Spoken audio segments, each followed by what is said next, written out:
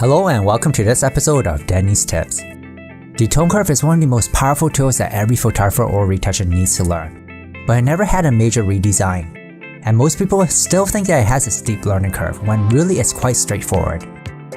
With a simple redesign, Adobe and other software developers can make the tone curves much more intuitive, to the point where even if it's your first time using it, you'll be able to guess your way around it.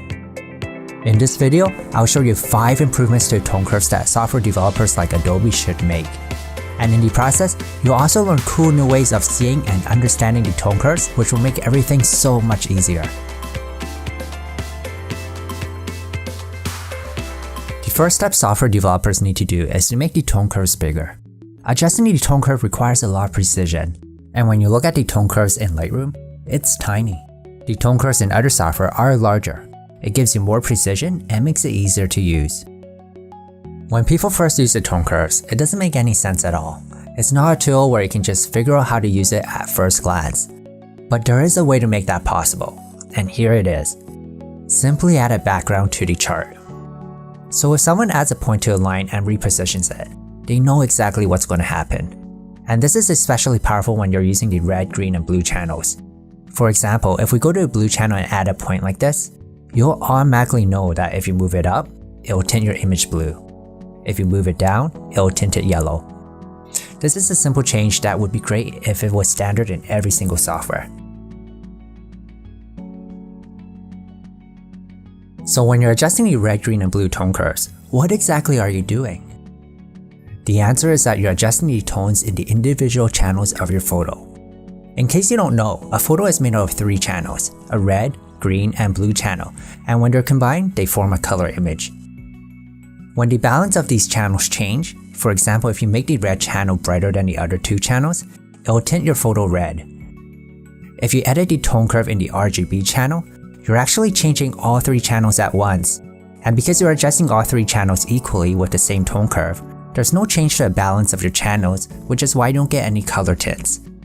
If you want to learn more about this, there's a video about it and you can find it by clicking on the info card on the top right corner. A simple way to help people understand this concept is to add a live preview of the channels like this. And with this feature, you should be able to see how your tone curve is affecting the channels in your photo. This is especially useful if you're doing things like color correction.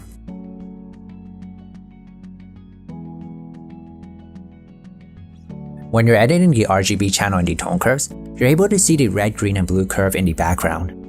However, this isn't present once you switch over to the individual red, green, or blue channels. And this becomes a problem if you want to get the tone curves to match. For example, if you want to add the same S-curve to the red and green channels to create a cross-process look, it's really hard to get them to match up. You'll need to go back and forth a lot to get the right settings. Or another way of doing this is to copy and paste the input and output values of each point, which is a lot of tedious work. However, if the tone curve was always designed to show the tone curves of the individual channels, then this would be an easy task.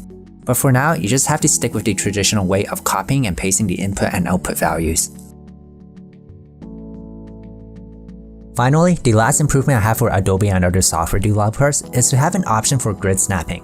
As mentioned earlier, getting the points to match up in the exact same position on multiple channels is really hard to do. And if you get any points off even slightly, you can end up with rough tones like this. With grid snapping, the points will snap to a grid in the background, making it easy for anyone to create complex RGB tone curves. And there you go. Those are my tips for software developers out there who want to create a better tone curves tool.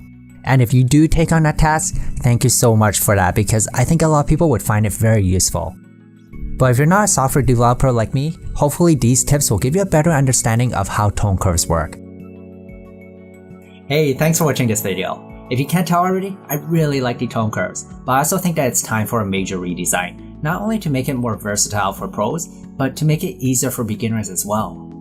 Let me know what you think in the comments, and if there's any other changes that you would like to see with the tone curves.